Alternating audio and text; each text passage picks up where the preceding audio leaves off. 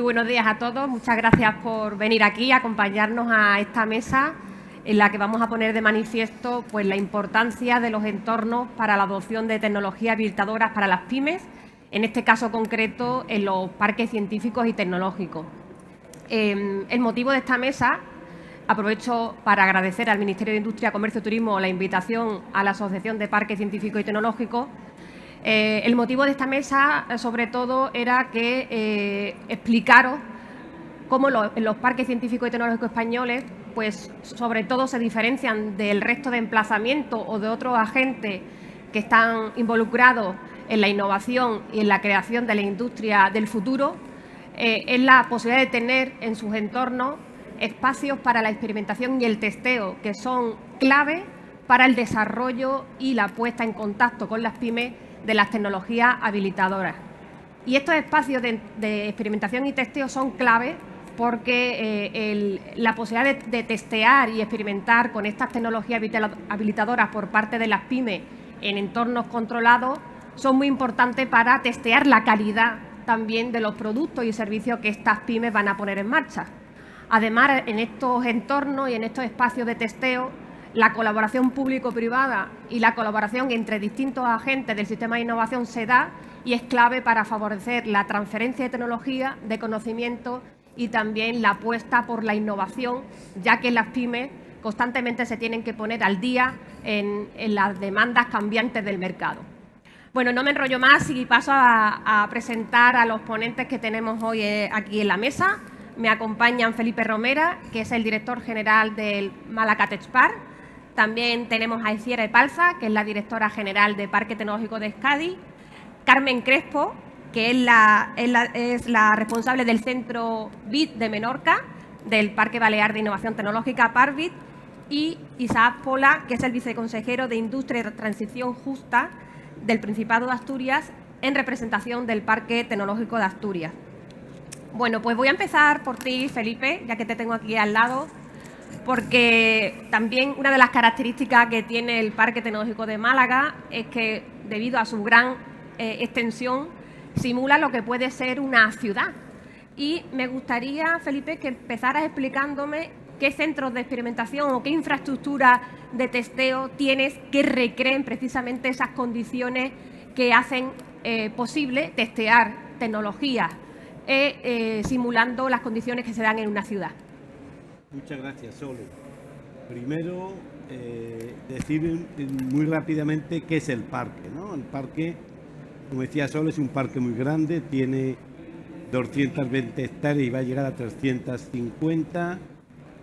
Tiene más de 25.000 personas, 650 empresas, representa el 22% del PIB de la ciudad de Málaga y otro tanto del empleo directo e indirecto. Bueno, al ser un parque tan grande tenemos mucha infraestructura, muchas. Quizá la más vistosa, por la más visible, es un centro de pruebas que tenemos para los vehículos eléctricos y conectados, sobre todo los vehículos conectados que son fundamentales cada día más en la conducción. Es un centro de DECRA donde se hacen pruebas de prototipos, sobre todo de software, en su comunicación con las redes para poder mantener esa comunicación entre los coches y además tener información sobre cómo van a través de los protocolos de 5G. También hay Telefónica como suministrador de operador y Ericsson como suministrador de tecnología, forman parte, digamos, de este ecosistema. Hay más, tenemos también la propia DECRA, tiene centros de pruebas al público para probar, pues, por ejemplo, las radiaciones electromagnéticas de los dispositivos, pues como todos los dispositivos, desde un coche, un teléfono, una lavadora. Y también tenemos una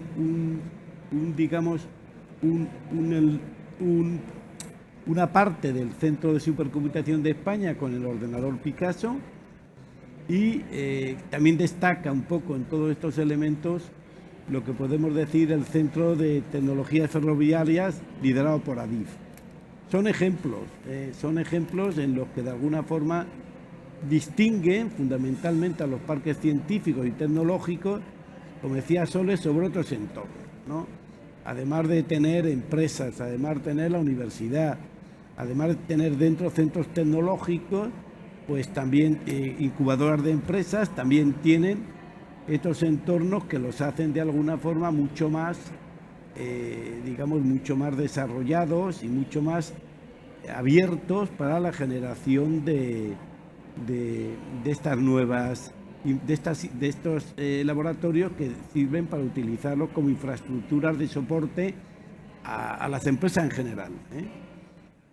Esto es un poco, por lo menos para una primera pregunta me paro aquí, ¿no? Bueno, de Málaga nos movemos al País Vasco, porque además ICIAR es la directora del Parque Tecnológico de Euskadi, que representa a 3 parques tecnológicos del País Vasco.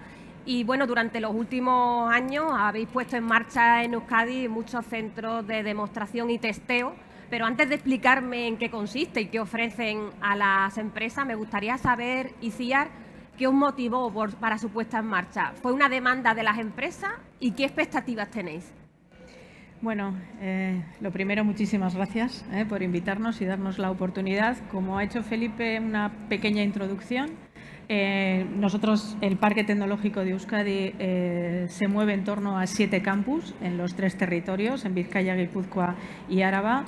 En los próximos 4 años incorporaremos 2, vienen a suponer 6,5 millones de metros cuadrados y 22.000 personas trabajando, 647 empresas o entidades vinculadas a la innovación, la ciencia y la tecnología. Lo que nos pone en marcha, nosotros somos un instrumento de las políticas industriales del Gobierno, es nuestro accionista mayoritario junto a las diputaciones, entre los dos son nuestros accionistas. Y como instrumento que somos, en un momento determinado se hace una reflexión sobre la necesidad de aunar en torno a la competitividad de nuestras empresas, para movilizar la competitividad de nuestras empresas, aunar la parte pública con empresas, la parte privada con empresas, la parte pública con las instituciones y además la academia, el entorno universitario o educativo. Y sobre todo la idea era acercar esos MRLs que están entre el 2 y el 5 a MRLs ya más cercanos a los niveles de producción y pasar al 6-8. El objetivo, trabajar en entornos donde las empresas de manera individual o de manera colectiva se enfrenten y propongan retos de futuro. Fundamentalmente, y luego ya entraremos un poquito más adelante, nosotros en estos momentos tenemos el más longevo en los parques, es el Centro de Fabricación Avanzada Aeronáutica. Ese se puso en marcha en 2015 y luego, si queréis, ya entramos en el detalle de cómo funciona. Tenemos también el Centro Vasco de la Energía, el EIC, el Energy Intelligence Center, que además va a liderar un nuevo campus de los que hemos puesto en marcha, que va a estar en todo el entorno de la energía. Y tenemos también otras 2 iniciativas, una vinculada al Centro Vasco de Ciberseguridad, para liderar todo el tema de la ciberseguridad en el espacio público y empresarial vasco, y hemos puesto una serie de laboratorios para todo el tema del testeo del 5G, que estamos trabajando fundamentalmente con la parte de industria avanzada y automoción. Yo diría que, bueno, para empezar, y para no comernos mucho tiempo, esa es la introducción. Bueno, me voy a ir directamente al final con Isaac, y luego paso contigo, Carmen. Durante estos días hemos estado hablando mucho, Isaac, sobre lo que estáis haciendo en el Parque Tecnológico de Asturias en Llanera. Y bueno, he visto que lo que estáis poniendo en marcha con el parque, con tantos centros de demostración, estáis convirtiendo al parque en un verdadero Living Lab, por decirlo de alguna forma, ¿no? A mí me gustaría, Isaac, que nos explicara qué ofrecen estos espacios y cómo ayuda a la transferencia de conocimiento y tecnología en el parque. Bueno, por completar un poco las introducciones que han hecho Felipe y ICIAR, ¿no? Nuestro parque tecnológico, que es uno de los decanos, ¿no? Es uno de los fundadores de la APTE, a la que agradezco la invitación que nos han hecho para participar, lo mismo que al Ministerio. Está gestionado por la Agencia de Desarrollo Regional. Esto ya es un indicativo de que sirve un poco como instrumento de promoción económica y empresarial, siguiendo las directrices del Gobierno, ¿no? Asturias, y por hacer una introducción, una justificación argumento, ¿no? Asturias es una región que ha sido muy afectada por la transición energética. Ha partido de una situación muy singular, con una estructura de generación eléctrica dominada por los combustibles fósiles, con una industria básica y muy electrointensiva, y por tanto, digamos, nuestra preocupación es adaptarnos, incorporarnos rápidamente a esa transición energética, y por eso el nombre de Industria y Transición Justa. Asturias también tiene los mimbres para ser un ejemplo paradigmático de transición justa. En este sentido, pues hemos habilitado, aparte de dar los servicios diferenciados a las empresas asturianas en esa colaboración universidad, empresa, administración, hemos orientado nuestros espacios demostrativos en 3 líneas fundamentales. Una de ellas, el tema de las energías renovables, en particular una energía renovable que, aunque cada vez tengamos más, bueno, no es nuestro fuerte, que es la energía solar. Otro espacio orientado a la movilidad eléctrica, sostenible y autónoma, y un tercer espacio vinculado con la economía circular. Esos 3 ámbitos son los que habilitan la incorporación de esos elementos que se incorporan en el parque tecnológico y sirven como base para esa transferencia de tecnología a nuestro tejido empresarial. Muy bien. Bueno, como decía al inicio, hemos querido poner de manifiesto con esta mesa redonda la importancia, ¿no?, de contar con entornos donde se fomente una industria de futuro, pero también una industria de base. Y esto es un reto en todos los territorios, pero sobre todo también es un reto en aquellas zonas más pequeñas, como puede ser el caso de las Islas Baleares. Por eso, Carmen, me gustaría que me comentaras cómo estáis haciendo para crear de la nada esa industria que tanto necesitáis. Bueno, yo vengo de Baleares, de la Fundación Balear de Innovación y Tecnología, que tenemos el Parc en Palma hace 26 años, celebramos el 25 el año pasado, y donde nuestra actividad principalmente es de ámbito tecnológico. De hecho, es un parque tecnológico. Próximamente también va a ser científico, porque vamos a inaugurar un edificio para dar apoyo al sector biotecnológico, que está cogiendo una cierta importancia en el parque, porque nuestras empresas, hablamos de unas 120 empresas y unos cerca de 4.000 profesionales, se dedican principalmente a tema tecnológico y muy focalizado hacia el turismo. Pero sí que en los últimos años hemos tenido dentro del sector biológico una cierta, unas cuantas empresas punteras que han marcado un cambio y a las que se les va a dotar de una infraestructura específica, pero en el ámbito de biotecnología. Pero en el caso que queríamos aquí compartir un poco más concretamente era en el caso de Menorca. En Menorca hemos abierto una delegación de ese Parvit a nivel insular. Ahora estamos reduciendo enormemente la dimensión del ecosistema, digamos, a la isla de Menorca, que Menorca tuvo una cierta importancia en el siglo anterior, a mediados de siglo, en la industria, sorprendentemente por lo pequeña que era, pero con mucha actividad dentro del Mediterráneo, y que tuvo pues, una cierta actividad industrial importante en el ámbito del agroalimentario y del calzado. Pues con el desarrollo turístico fue poco a poco descapitalizándose, perdiendo potencia, y uno de los retos del Gobierno es intentar mantener e impulsar que esa industria que tenemos, que es la mayor dentro de las Baleares en porcentaje, se pueda mantener y se pueda reimpulsar. Entonces, realmente es un reto, como decíamos, porque estamos hablando de base. Aquí estamos hablando de unos laboratorios muy importantes, y en el caso de Menorca estamos hablando de una industria artesanal, principalmente en el sector náutico, alimentario, de la mano de las ensaimadas y del queso principalmente, y luego de la bisutería y del calzado. Pero son industrias muy artesanales que se han ido descapitalizando y que ahora se encuentran en una situación difícil para poder mantener su competitividad y su futuro. Entonces hemos empezado con un pequeño Fab Lab, que podría ser prácticamente una escuela, porque es una infraestructura muy básica, pero donde empezar a formar a profesionales. Porque realmente no teníamos ni ingenieros, ni las empresas tenían conocimiento cero de cualquier aspecto de digitalización ni de prototipaje.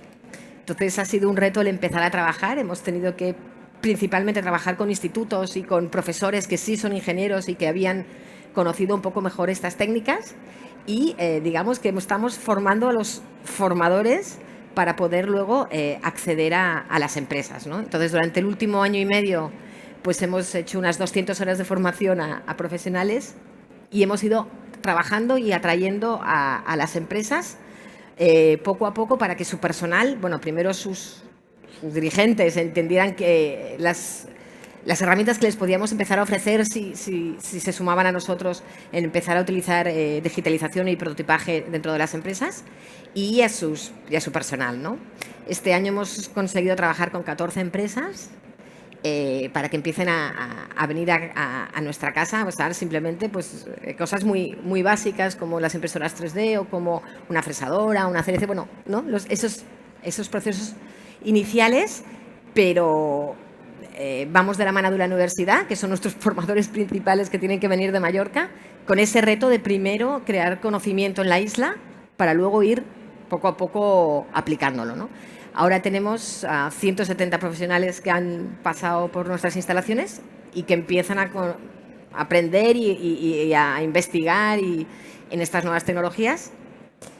Y de cara a futuro, nuestro reto es empezar con cada uno de los sectores, mantener esas reuniones y esas conversaciones para ir ya focalizando a dar el siguiente paso en qué infraestructura necesitarían para empezar a prototipar en la isla, porque para ellos es muy complicado siempre tener que contratar estos servicios en Península. Y bueno, poquito a poquito realmente estamos en esa España de dos velocidades, ¿no? Y nosotros estamos en esa fase inicial. Muy bien. Bueno, veis cómo se pone de manifiesto también la importancia de contar con un entorno que fomenta esa industria de base que inexistente en ciertos territorios. Pero bueno, volviendo al País Vasco, donde tenéis una tradición industrial importante, ICIAR, por lo que nos has contado antes, esas infraestructuras con las que contáis, esos centros demostradores, han impactado principalmente en dos sectores, el aeronáutico y el energético. Y a mí me gustaría saber qué ha supuesto para el desarrollo de esos proyectos el contar con esas infraestructuras y también qué ofrecen esas infraestructuras a vuestras pymes. Sí, bueno, como os comentábamos, como vamos alineado con las políticas gubernamentales, también es cierto que hemos trabajado y hemos empezado con estos centros, fundamentalmente teniendo en cuenta los sectores RIS3 que el Gobierno marcó y definió, ¿no?, de futuro. En nuestro caso estamos hablando de todo lo que tiene que ver con industria avanzada, todo lo que tiene que ver con el sector energético y el entorno de salud y biociencias. Los dos primeros, como bien decías, empezando por el de fabricación avanzada, uno de los retos principales fue el del sector de la aeronáutica, en el cual en Euskadi había una apuesta fuerte, sobre todo con dos empresas principales, y una de ellas fue la que en un primer momento comparte con las dos instituciones, con Gobierno y la Diputación Foral, la necesidad de abordar algunos de los retos o desafíos que como país tenía la industria. Al hilo de ese proyecto se arranca el Centro de Fabricación Aeronáutica Avanzada. El formato de trabajo fue el siguiente. Las instituciones aportaron una primera aportación económica que posibilitaba la puesta en marcha del centro y posibilitaba la adquisición de todas las máquinas que servían de campos de prueba. Fundamentalmente en ese centro, pues para que os hagáis una idea, estamos acelerando la puesta en producción de nuevos productos, los procesos de fabricación alternativos, nuevos desarrollos tecnológicos en materia de mecanización, uniones y utillaje, la validación de todos los proyectos, se están trabajando también pruebas de mecanizada en piezas reales, estamos formando a posgraduados, estamos compartiendo doctorados a nivel internacional, siempre vinculados al sector aeronáutico, con tres líneas de trabajo muy importantes. Todo lo que tiene que ver con materiales, cuáles son los materiales de las aeronaves del futuro, todos los desarrollos y aportaciones que se pueden realizar en materia de motores, que es uno de los elementos fundamentales en los que las industrias vascas están destacando, y luego el tema energético, hacia dónde van las aeronaves del futuro, con qué energías. Sobre todo eso, sobre lo que se está trabajando. Y como os decía, de forma individual o colectiva. Hay algunos retos que se plantean las empresas, porque en estos momentos la situación es: el parque aportó uno de los edificios, por supuesto ellos pagan el alquiler, pero en su momento se adecuó ese edificio. Fuimos los encargados también de hacer toda la selección de maquinaria necesaria con todas las empresas. Las instituciones en un primer momento aportaron y a partir de ahí es la asociación de empresas, que a día de hoy son más de 80 del sector aeronáutico vasco, las que mantienen toda la infraestructura y todas las iniciativas. Esto es en el caso del sector aeronáutico. En el caso del sector de la energía, estamos hablando de un sector que en Euskadi mueve 63.000 personas, en el mundo, de las cuales 21.000 operan en Euskadi, y somos conscientes de que como entorno pequeño tenemos un reto en materia energética como el resto de las empresas. En el caso del EIC, el objetivo fundamentalmente era abordar cuál es el posicionamiento que Euskadi tiene que tener en materia energética. Hemos iniciado con un campus sectorial, fundamentalmente centrado en la energía. Disponemos de un edificio de 18.300 metros cuadrados con un fullscape, con zona para empresas. A día de hoy, se inauguró en marzo, a día de hoy están ya Petronor, que es de la filial de Repsol, está Tubacex, está Tubos Reunidos, está Vicinay y está AMPO. Y fundamentalmente, después de estos años de trabajo, mientras estaba puesto en marcha el campus, el objetivo es trabajar el hidrógeno verde. Vamos a ser el primer campus europeo donde nuestras propias infraestructuras van a servir de proyecto piloto para conocer cómo funciona en las infraestructuras el hidrógeno verde. Va a haber, como os decía, un fullscape donde van a estar todos los bancos de pruebas y laboratorios. Y también dentro de 15 días se inaugura y se pone en marcha el primer proyecto de hidrolineras europeas, donde no solamente se van a hacer los primeros testeos de hidrolineras, sino que van a llegar los primeros vehículos, tanto de usuarios como de autobuses, para ver su funcionamiento y convertirnos en uno de los referentes internacionales en materia de hidrógeno verde. Esas son las dos líneas. Muy bien, quería aprovechar ahora para dar un dato que seguramente no sabréis, pero en los parques científicos y tecnológicos españoles, los 50 parques en funcionamiento que cuenta la asociación y que están distribuidos en 15 comunidades autónomas distintas, se ubican el 58% de las infraestructuras científicas tecnológicas singulares distribuidas, ¿no? Y concretamente en el parque de Málaga, en el Málaga Tech Park, pues se encuentran dos de ellas, además de la pista de DECRA del coche conectado que nos ha explicado Felipe. Felipe, el contar con todas esas infraestructuras tan importantes seguramente también obedece a una estrategia y a enfocar el futuro del parque en una dirección. A mí me gustaría que nos contaras esa estrategia, esos proyectos de futuro, y si también nos puedes decir algún caso de éxito, pues mejor que mejor. Claro que sí, Sole. Desde hace 30 años que empezamos el parque, 31, siempre hemos tenido un propósito que no ha cambiado la forma de hacerlo y de desarrollarlo, pero el propósito era el mismo, que era lo que llamamos la vertebración del ecosistema de innovación malagueño. ¿Qué es la vertebración? Pues en el parque hay grandes empresas, está la universidad, hay centros tecnológicos, están las infraestructuras, están las startups, pero eso por sí solo está muy bien, eso da un valor, pero ese valor se puede multiplicar. Y es cuando todos estos agentes cooperan. Esto que parece que es fácil, es muy difícil. Nosotros hemos tardado casi 30 años en empezar en procesos realmente de cooperación y de vertebración. Pero cuando se produce esa situación, todo cambia. Mirad, nosotros hemos hecho, desde que empezó el COVID, por ponernos en un plazo de tiempo poco, fundamentalmente 3 cosas. Lo primero que hicimos fue, cuando estábamos todos en casa, llamar a los empresarios grandes. Seleccionamos las 50 empresas más relevantes del parque y también del entorno a intentar crear un club empresario. Un elemento no formal, pero sin embargo con el propósito de que se empezaran a conocer y a relacionar estas empresas. Fue un éxito porque, como estaba todo el mundo en su casa, tenían oportunidad tenían oportunidad,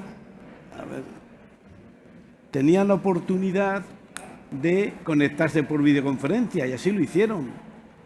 Y a mí me sorprendió mucho que además de tener interés en desarrollar este club que se llama Málaga Tech Park, tenía un interés añadido que era de cooperar entre ellos. Y a mí me sorprendió porque era lo que queríamos haber hecho desde hace casi 30 años y no lo habíamos conseguido. Y entonces esta cooperación se manifestó en principio en una mayor relación con la universidad, que lógicamente era la pieza central de este club, y empezaron a pedir cosas a la universidad, formación, colaboración, participación en los proyectos, pero no quedó solo así. Otro elemento que surgió fue el conocimiento entre ellos mismos. Nos reunimos en una empresa, la cuentan, y está siendo muy exitoso. Pero fundamentalmente lo que faltaba era que las empresas empezaran a demandar a hacer proyectos en cooperación y nos faltaba un instrumento. Y ahí surgió el Instituto Ricardo Valle de Innovación. Es una fundación privada pública para justamente desarrollar proyectos innovadores. No es una fundación de investigación, que sí lo es, pero su propósito es la innovación. Proyectos innovadores que sirvieran de arrastre a la universidad. Sabéis que la transferencia de conocimiento en España yo creo que ha fracasado bastante como impulsor de la política de innovación. Y aquí intentamos reproducir el tema al revés. Es decir, que en vez de ser la universidad la que transfiere a las empresas, que sean las empresas las que tractoricen a la universidad. Y eso es uno de los elementos más relevantes que tiene el parque para el futuro. Es decir, de hecho el parque ahora se simplifica en dos.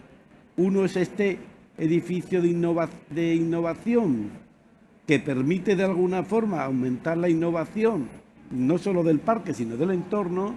Y el segundo es ser capaz de desarrollar infraestructura para que puedan venir más empresas. El propósito que tenemos ahora es pues tener 50.000 personas en el parque en un plazo relativamente no muy largo. No sabemos cuándo, porque depende de la economía. Entonces tenemos que tener infraestructura para acogerlo. Y en eso estamos desarrollando edificios, desarrollando un nuevo plan parcial que permita también aumentar mucho esta implicación entre los agentes.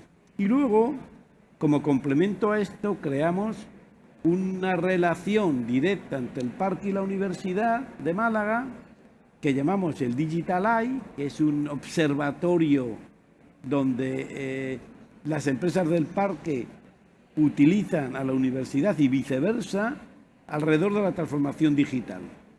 Las empresas de un parque que necesitan un curso determinado, que no sea un curso reglado de la universidad, pues desde el Digital Eye se les ofrece. Y también una forma de que las empresas sean capaces de, con la universidad, de determinar por dónde van las nuevas tecnologías digitales y de comunicación. Yo creo que estos son los elementos más relevantes de lo que ha sido el parque y sobre todo de lo que queremos ser. En estos momentos está muy claro. En Innova, en el Instituto de Ricardo Valle de Innovación, Innova y RV lo llamamos, por ejemplo, por comentar dos proyectos, estamos haciendo un proyecto que llamamos Málaga eCity, con el objetivo que en el 2027 el parque sea un prototipo de ciudad circular. Estamos trabajando en esta idea y estamos lanzando en estos momentos una compra pública innovadora para plantear de qué forma tenemos que transformar el parque. Y después, por otro lado, también estamos haciendo el propósito, el objetivo de que Málaga se convierta en una zona de desarrollo de microelectrónica. De momento va bien, tenemos un proyecto, un IPCI europeo de 120 millones de euros en los que realmente queremos que Málaga se convierta en un centro de diseño de microelectrónica a nivel, bueno, digamos nacional, por simplificar. Así que esto es un poco sobre lo más relevante que estamos haciendo en el Málaga Tech Park, que es como se llama ahora el Parque Tecnológico de Andalucía o el Parque Tecnológico de Málaga. Muy bien. Bueno, Isaac, a mí me gustaría continuar hablando de esa transición justa que de alguna manera estáis liderando en Asturias a través de de tu viceconsejería y del Parque Tecnológico de Asturias, pero me gustaría un poco que nos explicara qué entendéis por transición justa y luego también que nos hablaras de esos proyectos de futuro que teníais en mente. Sí, empezando por qué entendemos por transición justa. Nosotros entendemos el optimizar el aprovechamiento de los retos y oportunidades que ofrece la transición ecológica, ¿no? La transición energética en particular. En este sentido, vinculando lo que antes os comentaba, pongo un par de ejemplos, ¿no? En el ámbito de la movilidad eléctrica, Asturias está, no por casualidad, ubicada en el grupo de cabeza, ¿no? En cuanto a número de vehículos eléctricos. Ahora mismo 1 de cada 3 de los que se comercializan en Asturias, más o menos, tiene algún tipo de componente híbrido eléctrico. Asturias tendrá a finales de año más de 500 puntos de recarga públicos distribuidos por toda su geografía regional y además pues está vinculado también con el desarrollo de algunas innovaciones, como por ejemplo en el caso de los fabricantes de puntos de recarga, en el caso de, por ejemplo, uno de los elementos que tenemos en el parque, que es un punto de recarga móvil alimentado con energías renovables, ¿no? Este tipo de cosas que, como decía Felipe, pues hacen de tractoras para la innovación empresarial. Nosotros siempre vinculamos todo esto con la cadena de valor industrial. Un ámbito importante que también habíamos mencionado es el tema de los materiales y de los sistemas productivos vinculados con nuestra estrategia de especialización inteligente. Por ejemplo, quizás uno de los mayores logros alcanzados ha sido el hecho de que Asturias esté ahora mismo posicionada como uno de los polos más importantes de fabricación de anclajes, piezas de transición y fustes para la energía eólica marina, por ejemplo. Y otro de los aspectos que también estamos trabajando, y antes apuntaba, es el tema de la economía circular.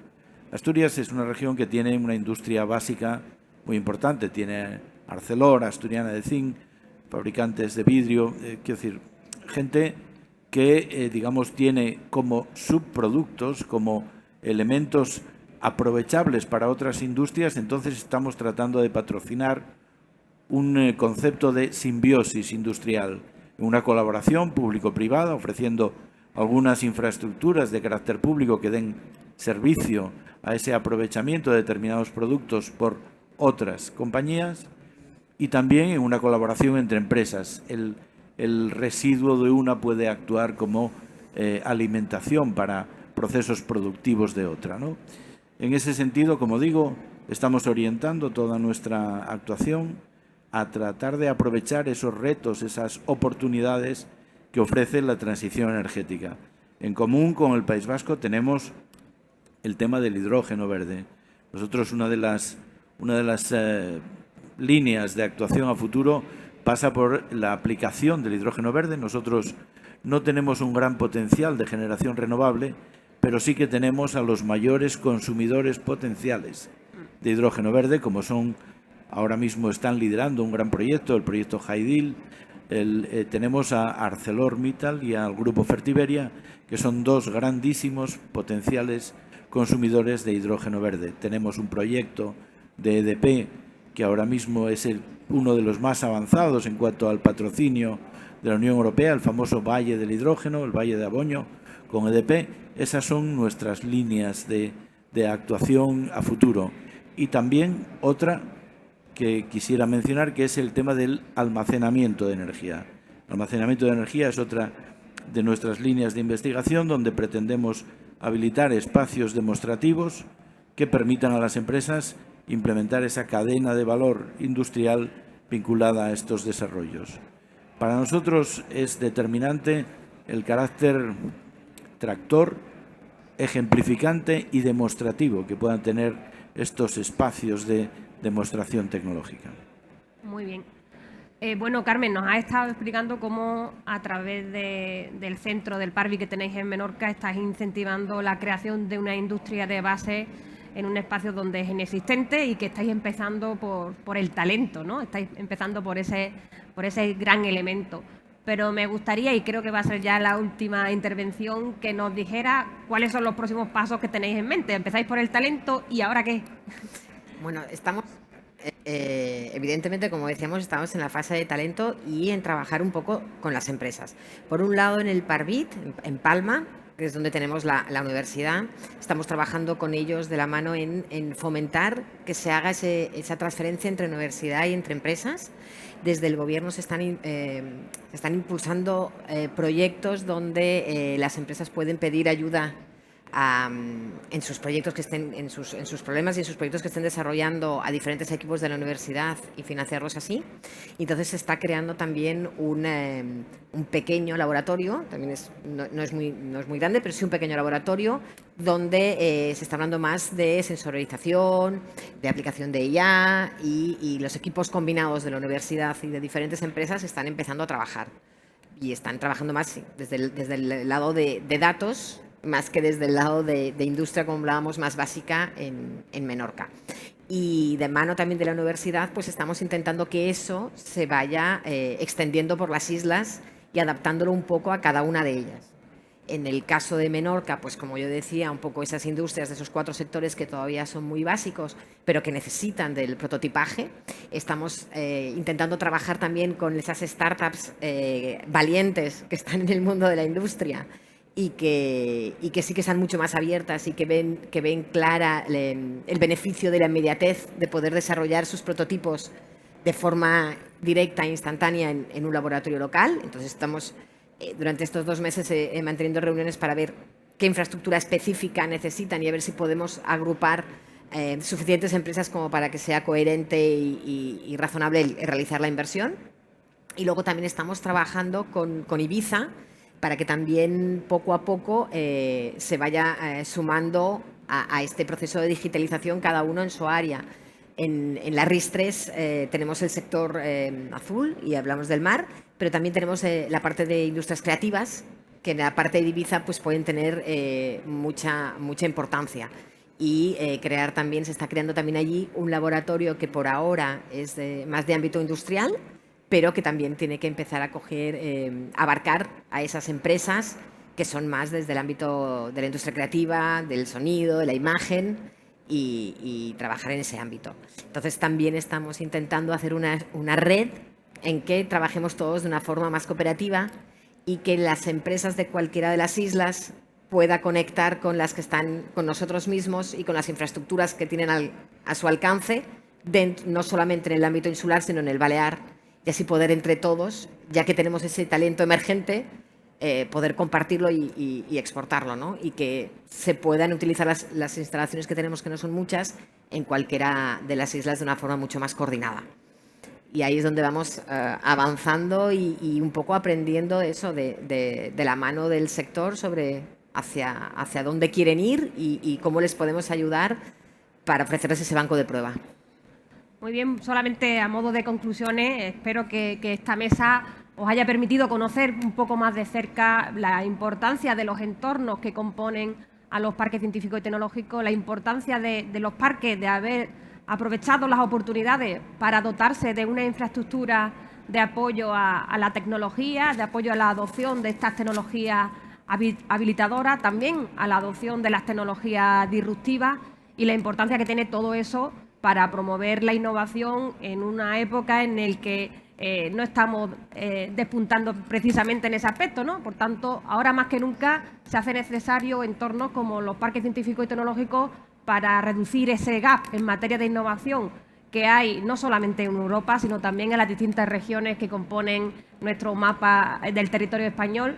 Y sobre todo también hemos querido poner de manifiesto la importancia de los parques como valles regionales de la innovación, valles abiertos, es decir, los parques son entornos abiertos donde da cabida a la colaboración entre todos los tipos de agentes y entidades que intervienen en el proceso de innovación, porque lo más importante es que es la colaboración para conseguir avanzar en la creación de esa nueva industria, de esta industria innovadora del futuro, básica para esa autonomía estratégica, ahora que está la presencia española de la Unión Europea persiguiendo ese reto. Y desde los parques científicos y tecnológicos y desde la Asociación de Parques Científicos y Tecnológicos de España, ese es nuestro proyecto de futuro. Así que muchísimas gracias por vuestra atención.